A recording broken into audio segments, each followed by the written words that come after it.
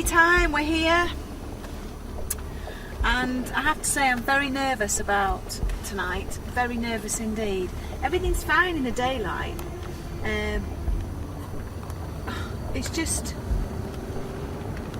being here in Pendle, even the surrounding land area is just really strange. It's all barren and it's just not particularly nice at all, and I think the people that live here are very brave, because it's very isolated and you're completely on your own, and I certainly wouldn't like to live this isolated, knowing the history of what went on around here with the Pendle witches. I have to admit, I'm very apprehensive about going back here. I can see it in the distance, and it's just, it seems like it's pulling you in, and I know that sounds very dramatic, but especially what happened last time, I think we're all a little apprehensive about it, and certainly nervous. Oh my God. Well, no going back now, guys. This, I think, out of the two locations, this is the worst location. The first one was a bit more civilised, a bit more cleaner. This one is groggy, down, dilapidated, so it's already got that frightening edge to it. To come back here is definitely nerve-wracking. I've been around the house just to go back in again, but I won't go in on my own. I've mainly stayed outside where it's cold, but going around the house, it just brings back some horrible memories.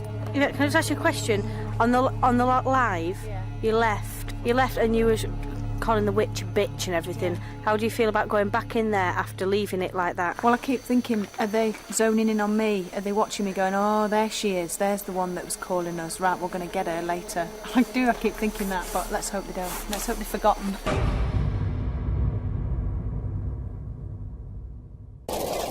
Here I am in front of the door at Tynedale Farm. I've never felt so apprehensive about anything in my life. This is the fateful room. This is it. Wow. This is it.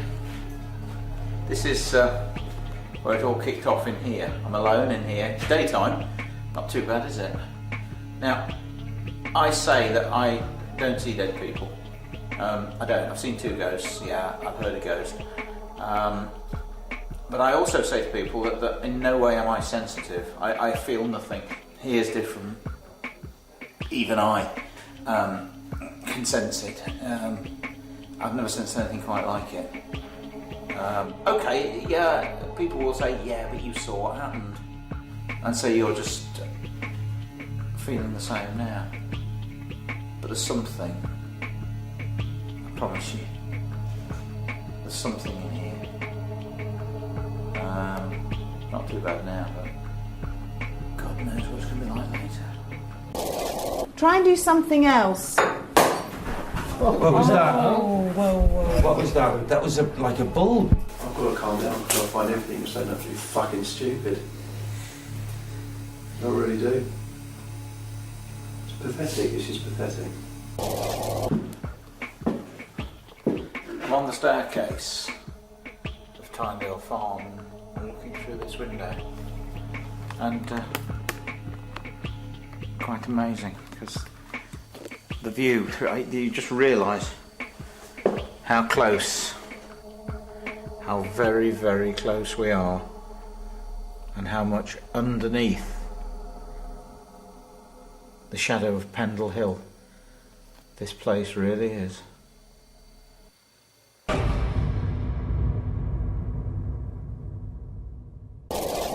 Right, I'm now going to take you inside and show you exactly where I collapsed. It's a bit dark at the moment. Right, so this is where everything happened live on that Sunday night. The table was here, the crew.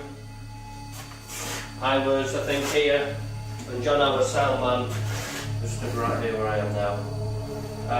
John was overcome with, well, to me, he was very, very warm and sweaty because the sweat was just dripping off him. He had a tightening sensation around his throat. As soon as that happened, it was like someone had grabbed me there with both hands as tight as he could and it stopped the blood flow. Yeah. So straight away I was due for passing out not long after, like 30 seconds or so. That was when I was also sick here as well.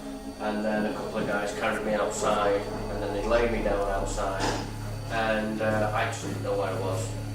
I knew what was going on, but I wasn't fully aware of what was triggering the incident off. So, and I'm still trying to get down to the bottom of it as well, so I keep watching the footage over and over again, but I don't know. It was crazy.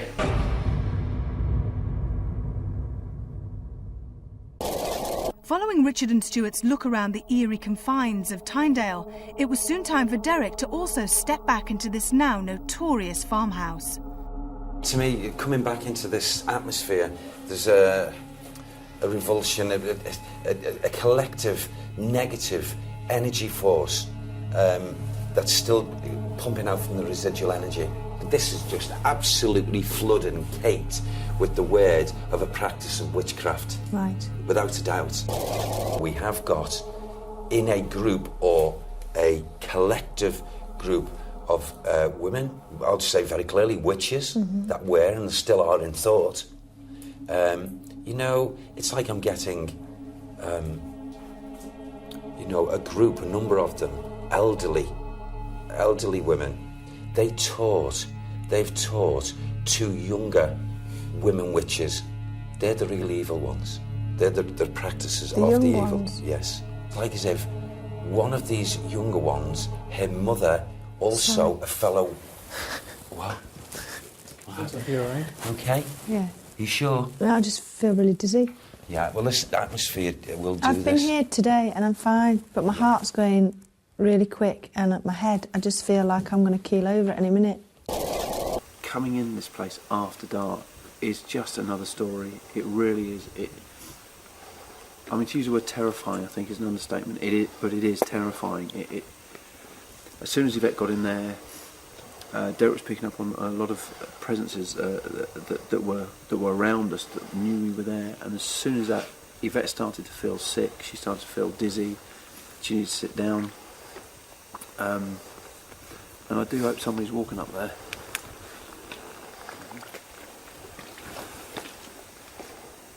Good God, I swore someone walked just from that white thing, not that way, but that way, towards the... Going across? Yeah, but towards the... That doesn't go anywhere. It's the house on our left. Yeah. Over to the lay-by on the right where we parked earlier. There's nowhere to walk to. It's very concerned to see Yvette starting to go, because Yvette didn't go on the live. She was trying to invoke the wrath of these people, as you recall. It's quite a so we are apprehensive, especially when things like that happen.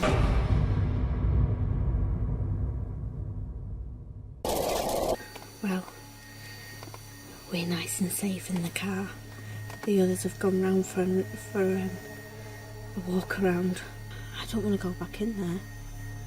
As it's getting darker, the atmosphere is changing, and it was when we first arrived, it was already a very depressing, oppressive kind of place. But now, as it's just getting darker and darker, it's getting really quickly getting dark, and it's getting scarier, isn't it? Yeah, what I found quite interesting is the fact that opposite the gate that leads down the path, that leads to the, that's at the top of the pathway that leads down to the house, across the track that runs in front of the house, there are steps leading up to the field opposite the house, which they are actually opposite, so that you can literally walk straight out of the house, across the lane and up into the field. It just makes me wonder whether the witches who did live here, whether they used that path themselves to go up onto the hills and perform all kinds of rituals or, kind of witchy stuff.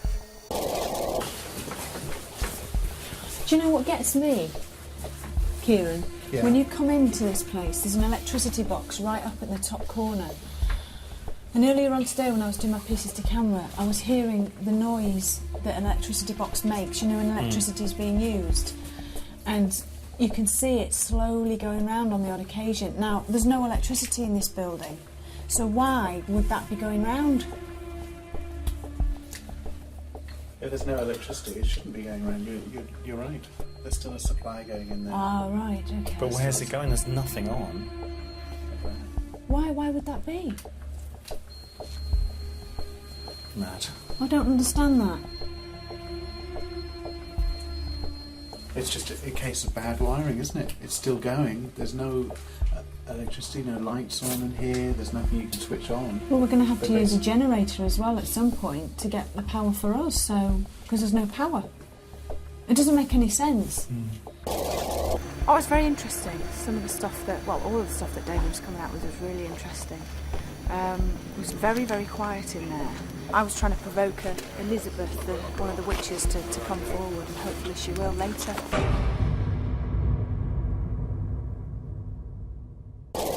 Carl's a very strong person, physically and spiritually. He knows what he's doing, and there's a weird atmosphere, and he just turned. I have such an anger inside me at this moment. I can't even tell. I find I've got to calm down because I find everything so absolutely fucking stupid. I really do. Just got back from Tynedale Farm. I'm not impressed by the glass moving and table tilting. I don't think that really proves much. But we were talking. I wasn't. They were talking to the spirit and trying to do something more than move the glass, slam a door, smash a light bulb, do whatever. And there was a whizzing noise, whoosh, like that, and a light bulb smashed on the floor. Can you make the light bulbs swing above our heads? Do anything. Come on, please, try and do something else. Try and do something else. What was that? Oh, whoa, whoa. What was that? That was like a bulb. A light bulb? Yeah, it was. Yeah, Like a bulb. You know, it was like, did you hear it go through the air? It went, Did we get it? where's the bulb? Where's the bulb? Where is it? Where's the bulb? I can tell you I got photographs of that. Where did it come from? Where's the glass? There Where does that come from? there wasn't a bulb in there. There wasn't. I've got a photograph. Where has that come from? No, I just assumed that the glass had gone off the table, but when I panned the camera around, I actually saw the light bulb on the on the floor, sorry, and I could feel the glass underfoot. You think, oh dear, where's this light bulb come from? And I was looking around, and I couldn't see. Well, I could see empty sockets, but they've been empty all day. Like the sockets that had a bulb in were still there. We couldn't figure out where this bulb had come from. Derek. Fucking hell. 1 minute he sat up, right next minute he's on the floor. I can't explain that. All I saw was Derek going back and his arms opened up. Can you show yourselves to us? Can you show yourselves to us? Where will you show yourself to us? Will you show yourself to us in this room? Will you show us in the cellar? Hey! Oh, jeez! Oh! Come on, Derek. Get up. Oh! Okay.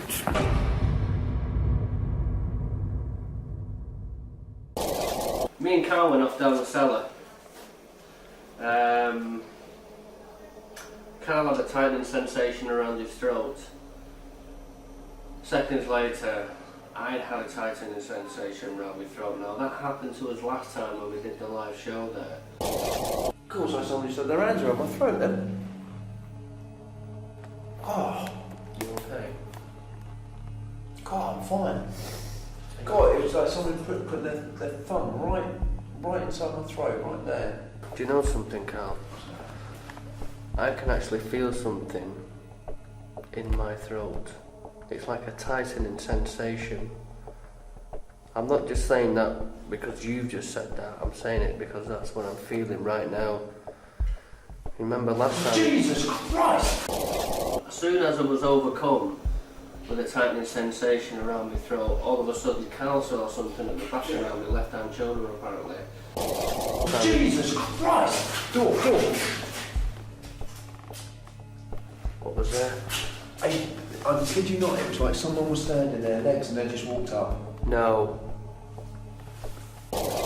and then apparently the glass that was stood up fell down. How that fell down, Christ knows how, but I couldn't tell you. If you're some witch, if you're something. What the fucking hell was that? What was that? What's moved? Did you stand that glass up before? That bottle? There was a bottle standing up, I'm sure I've got a camera.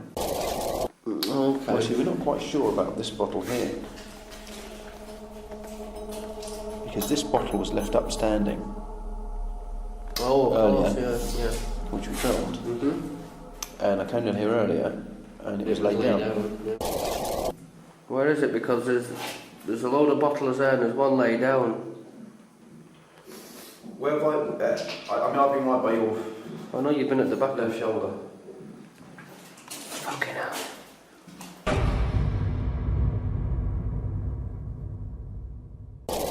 I joined the team at Tynedale Farm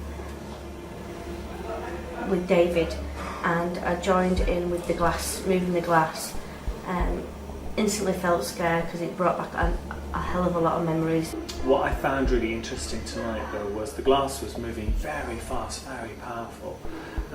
But it's what happened to Carl that was interesting. But there was a certain, what's the word I'm looking for, aura. Atmosphere, and all that. And Kath was sat next to Carl, and she was holding my right hand at the time, and she was squeezing the hell out of that. He gave me one look that just frightened me. I knew that he was either going to just strangle me or something like that. It was awful. So I moved closer to Stuart to get out of the way.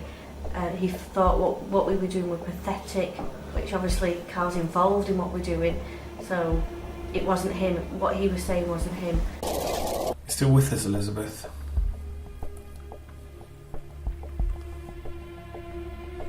I'm getting that feeling again. Yeah. Yeah, we're in this. Elizabeth, can I ask you, just move this glass if you're in the cellar. Is that where you are? Have you moved to the cellar? You okay, Carl? You alright? I have such an anger inside me at this moment. I can't even tell. I want to. I find I've got to calm down because I find everything you're saying absolutely fucking stupid. I really do. Why do you find it stupid, Carl? It's pathetic. It's just pathetic.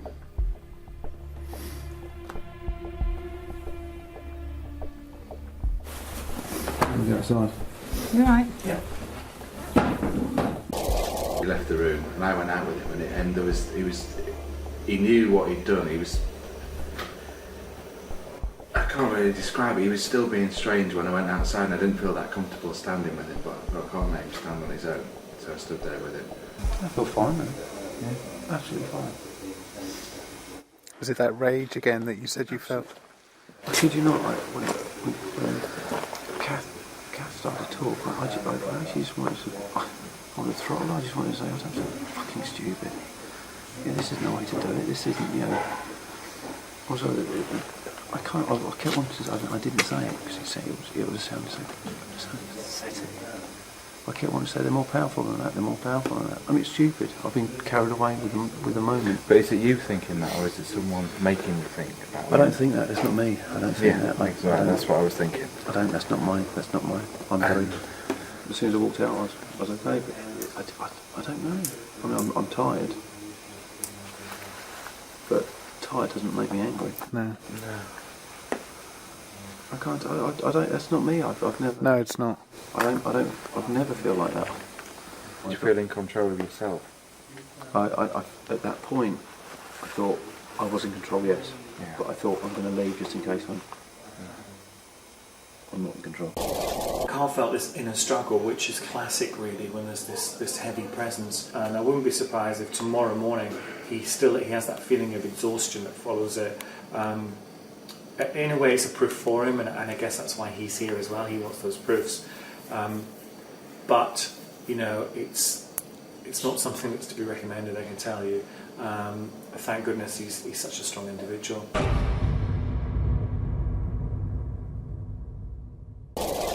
There are two theories in psychical research when you're looking at phenomena. Number one, Occam's razor.